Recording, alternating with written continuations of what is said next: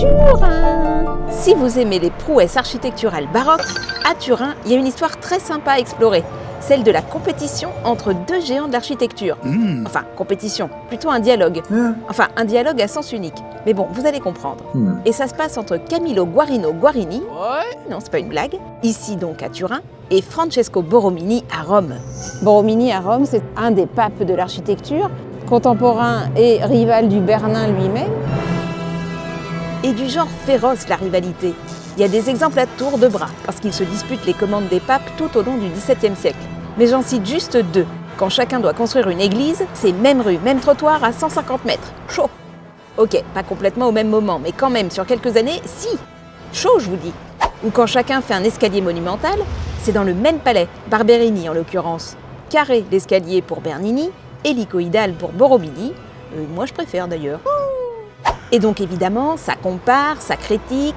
Entre le flamboyant et extraverti Bernini et le timide et méfiant Borromini, chacun a son champion.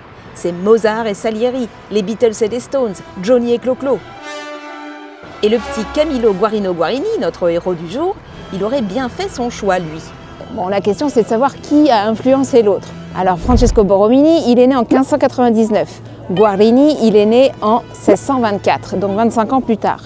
Donc c'est plutôt lui qui a été inspiré par le maître Borromini. En revanche, il l'a peut-être dépassé à un moment donné dans sa vie, parce qu'il y a des œuvres ici à Turin, il y a des édifices qui sont vraiment proprio fantastici. On va essayer d'aller en voir quelques-uns et de comparer ce qui est comparable.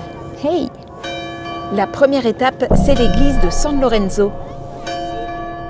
C'est joli, hein? Guarini travaille à partir de 1666. Elle a été commencée avant, mais pas finie. Et déjà, la coupole, ça rappelle quelques trucs de Borromini, cette forme ondulante. L'oratoire des Philippins, San Carlo alle Quattro Fontane.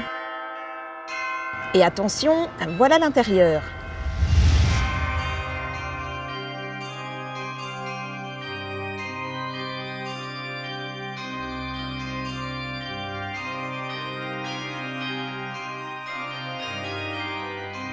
Incroyable, trop fort. En fait, c'est dingue parce que la façade, elle est très très sobre. Et on arrive là, et on s'en prend plein la tronche. Et il y a une explication à cela. Quand Guarini prend le chantier en main, la façade est déjà construite. Et on lui a dit de ne pas la changer pour pas casser l'harmonie de la place du château. Ok. Frustrant peut-être pour lui, mais alors à l'intérieur, il s'est fait plaisir.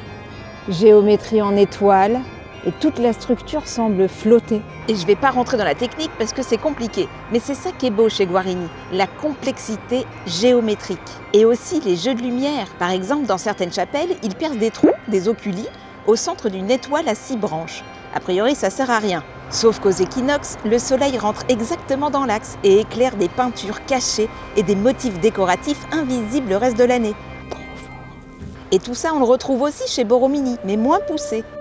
Regardez ce qu'il construisait au même moment à Rome, la chapelle des Rois Mages dans l'église Propaganda Fide.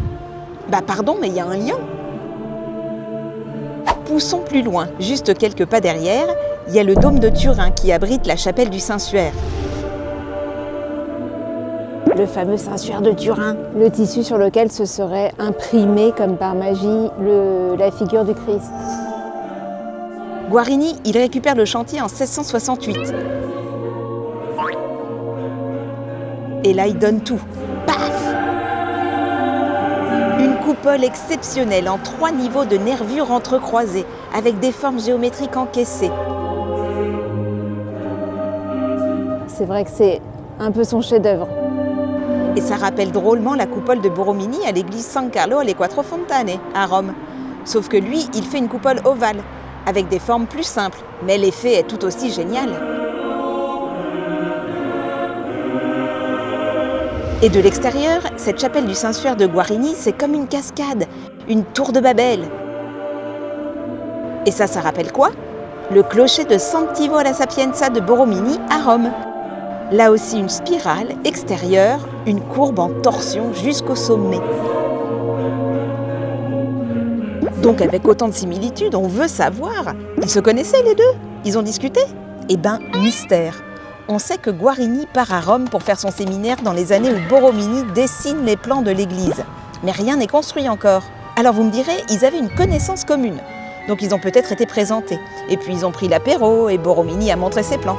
Sauf que la connaissance en question était un collaborateur du Bernin, l'ennemi juré. Donc ce serait étonnant que Borromini ait accepté de copiner avec l'ami de l'ennemi. Lui qui, en plus, considérait ses projets comme ses enfants, qu'il n'a pas eus. Donc vous pensez bien qu'il ne les montrait pas au premier venu.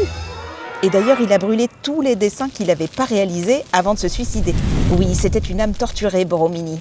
Donc non, peu probable qu'il ait partagé ses idées avec Guarini. Et plus probablement, donc, Guarini a visité des chantiers et les premières constructions de Borromini lors de ses 2-3 séjours connus à Rome jusqu'en 1662. Et pourtant, ils en auraient eu des trucs à se dire les deux. Il y avait de fun soirées en perspective, à poser des équations, inventer des formes.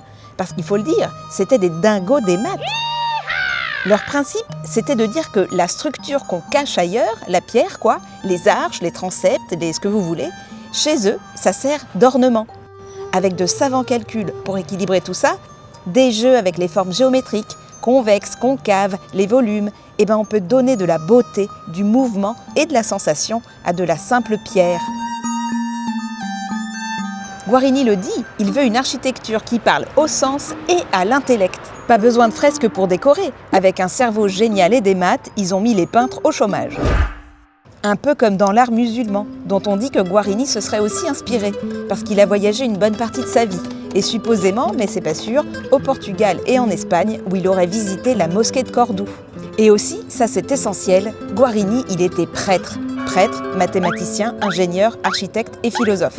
Il savait s'amuser, mais donc, dans tout son art, c'est ça qu'il cherche à démontrer. À partir de la science des mathématiques, il atteint le point où on se dit « mais c'est impossible, comment ça tient ?» C'est miraculeux, c'est l'œuvre de Dieu. Dieu qui pour lui a créé la vie, et lui, il donne vie à la pierre. Il veut qu'on ait l'impression d'organisme vivant dans ses constructions. Et c'est le cas. Le convexe et le concave, c'est une respiration. Les volumes en nid d'abeille, on dirait que c'est en expansion. Les alvéoles de lumière, ça donne de la substance à la pierre figée. À San Lorenzo, on dirait même des visages. Hey, ciao! Et c'est en ça que son chemin diffère et surpasse peut-être Borromini, parce que son message est théologique, alors que la spiritualité chez Borromini, elle est intérieure, tourmentée. Mais les deux étaient de sacrés génies. Et j'aimerais bien savoir si Borromini savait ce que mijotait Guarini, car il est mort au moment même où Guarini réalisait ses chefs-d'œuvre turinois. Avant de partir à la 3e et dernière étape, je vous colle quelques images du Palais Royal de Turin, parce que quand même, ça vaut le coup. Et là, on voit qu'une toute petite partie, parce qu'à l'intérieur, c'est gigantesque. Il y a des ailes partout et des dorures partout. Et c'est pas par hasard, c'est qu'on a tendance à l'oublier, mais Turin, ça a été la capitale de l'Italie, à un moment donné. Turin compte! Ça marche pas du tout. Turin compte! Non, pardon. Alors, dernière étape, vu qu'on y est, le Palais Carignan. Le Palazzo Carignano. Alors c'est un palais baroque qui a été construit par Guarini à partir de 1679 pour Emmanuel Philibert de Savoie-Carignano. Et sa façade ondulante en briques est unique en Europe. Ce palais, il est inscrit au patrimoine mondial de l'UNESCO. Signe distinctif, la façade convexe et concave. Maintenant, on est habitué. Et puis alors, dans la cour intérieure, c'est la claque.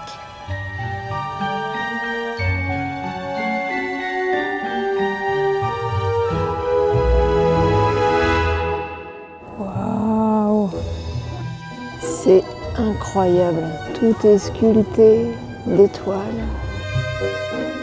Toutes ces étoiles, mais pourquoi? Alors Guarini, c'est un fou d'astrologie, de cosmologie et de géométrie, ça on sait.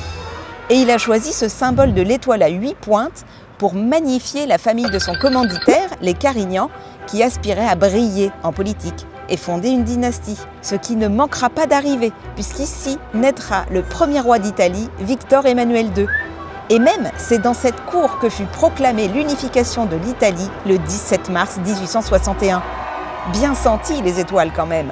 Il y a eu un parlement ici, le premier parlement d'Italie. Et aujourd'hui, c'est le musée du Risorgimento.